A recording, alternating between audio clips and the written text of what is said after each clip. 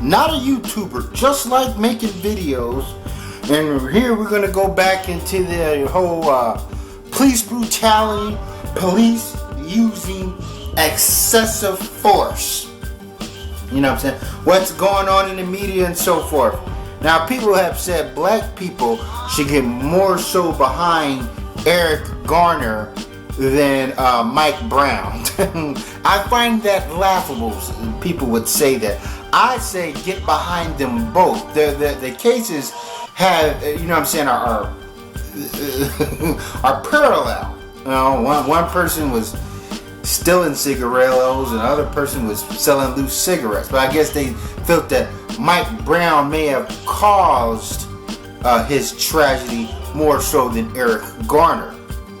But the thing is, we have Eric Garner on tape, we don't have Mike Brown on tape, so forth. And there's no way I'm going to side with Darren Wilson on the no, I felt that situation, Mike Brown's situation, was handled irresponsibly. And and when you're dealing with the long, turbulent history with black people and the police officers, or white authoritarian figures, or the racist groups like the Ku Klux Klan, you know, and you want me to give Darren Wilson the benefit of the doubt. Now, if there was some mad dog shooter running around killing kids inside of a school and the police had to take him down, then I'm like, okay, that way, you know, I'll be on the cop's side. But in this situation, no.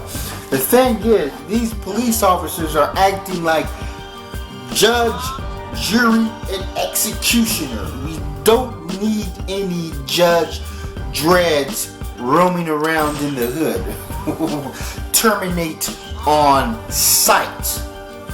No, this is only, it's only going to make, it's going to cause an eruption. You know what I'm saying? That's what happened. You know what I'm saying? So when they talk about black people would turn up our own community and yada yada yada, I look at some of that as partially the police fault. And where are these bootleggers?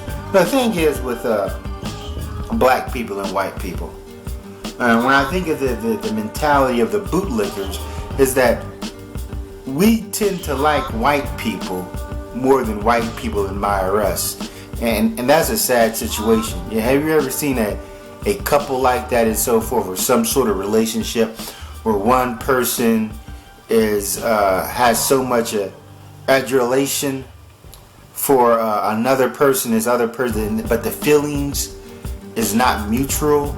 Like, this person don't respect this other person even though this person loves them and will do anything for them. That's the situation here. And now with the riots ricocheting through the nation, in California and San Francisco, we have white people protesting and white people are acting a little rambunctious. And you know what I'm saying, they're antagonizing police officers. They're throwing road signs at the police officers and whatnot. They're getting inside the police officer's face with all sorts of obscenities. Now, somebody posted some video, saw some video where they want us to sympathize with the police officers because, you know, the protesters are just are trying to degrade them, throwing stuff at them. And I say, no way, not a chance. You know, there's no way I'm gonna have empathy for the cops, not from what they have done. You know what I'm saying? All these police forces all over the country. No, that's not happening. You know, the cops want us to snitch on the civilians, but they won't whistleblow on each other. And they've constantly abused their power. And like I said before, power corrupts. Absolute power corrupts absolutely. And everybody's washing each other's hands. You know, and the police officers are watching each other's back. You know what I'm saying? They sparked the fire. And we have to hold them to a higher standard. But you're not going to hear these bootlickers talk about the white protesters and so forth. They're going to constantly talk about, point the finger and just be completely blindsided and oblivious to whites. I'm like, this protesting and upheaval and uprising, it's not a black thing. It's not just a black thing. But I would say the police officers are doing the hell of a better job in protecting stores and the shop owners against the white rioters, than black people in black neighborhoods. Like they don't care. It's like they tell people, like, go ahead, have a ball. But yeah, we can't, we can't let the police officers. See, the thing is, for a while in this country, we feel that if people on a lower economic scale and if people acting themselves, acting uncouth and involved in all sorts of, and if neighborhoods are plagued with criminal activity, he gives the cops the green light to abandon protocol. Just because the way people dress and the way people talk, police officers can just roam around and be death squads. They can be execution squads. You know what I'm saying? This is not a logical viewpoint. This isn't good at all. When people feel that they've been disfranchised and completely left out the system, this is how they're going to react. As I said before, if people don't feel like they don't have the clout or the resources to combat their enemy at the negotiation table or the higher power, they're going to take the negotiations to the street. I think about what Charles Barkley said. He said if it wasn't for the cops, the hood, these black neighborhoods would be the wild, wild west. He couldn't even made less sense with that statement. Now, first of all, the wild, wild west. From the Hollywood movies. Fistful of dollars, gunned down at Showtown. At sundown, the good, the black, the ugly was over exaggerated. The West wasn't like that. The definition of a cowboy was somebody who wrangled cattle. Doesn't mean that you're a gunslinger and so forth. But still, the Wild Wild West had its authoritarian figures. It had its sheriffs, it had its deputy. The sheriff can deputize anybody going by the Hollywood movies.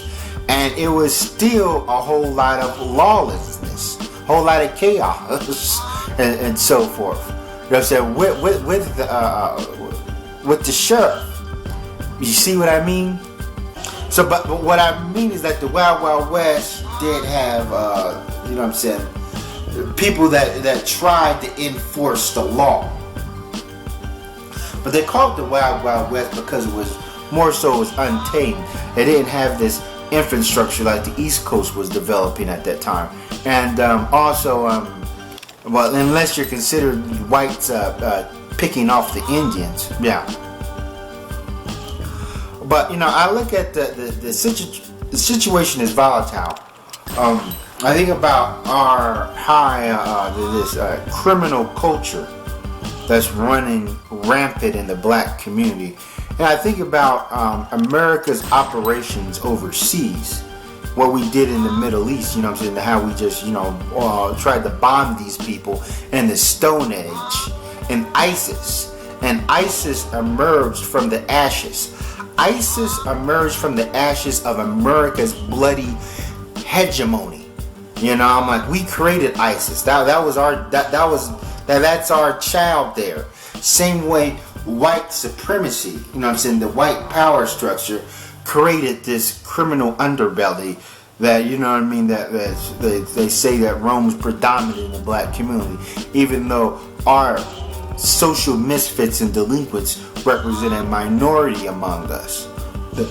And I find it's too much of what a coincidence that the same people, the descendants of slavery and oppression, Jim Crow, ended up having a high portion of our population, inside the penal facility. And the police officers help reinforce this idea of the public schools, the prison pipeline. They're part of it. The whole entire, you know what I'm saying, the prison industrial complex. You know, we all know that privatized prisons for profit. Whoa there, that's a lot of P's. So the black community, in a lot of ways, is America's dirty little secret. You know, it's America's own filthy backyard that they failed to address, and the system is failing. The system is broken. You know, and that we are being patrolled and controlled and being monitored by, you know, our overseers, by the same people that put us in this situation. I'm like, this is crazy. This is madness. How would the history books describe this? How would this be written down in the history books? And we have to sit here and accept this. And we have some black people that want to side with the police officers, want to look and say, oh, the cops. Now, I mean, white people would never have this mentality. If the roles was reversed, that's the thing. That's why I said a lot of blacks have been psychologically brain damaged. You know, with the history between blacks and the police officers, I'm not going to trust them as far as I can throw them. And if we look at the black community as being completely helter-skelter, there's always something going on 24 hours a day, then why are cops pulling people over for minor traffic violations, infractions? Why do I still see police officers hanging out in front of gas stations like they're guarding the coffee machine, eating donuts, sitting around being lackadaisical and just, see what I mean? You know, you would think that with so much chaos in the black community, cops would be ripping and running all over the place. They wouldn't have time to pull somebody over just because they have expired license plates. So, you know, but the police officers have quotas to make, and I'm gonna be honest with you. You know what I'm saying? I feel that the black community is going to remain the same, or you're going to have this very visible degenerate culture inside the black community, and it's going to remain this way until America's no more.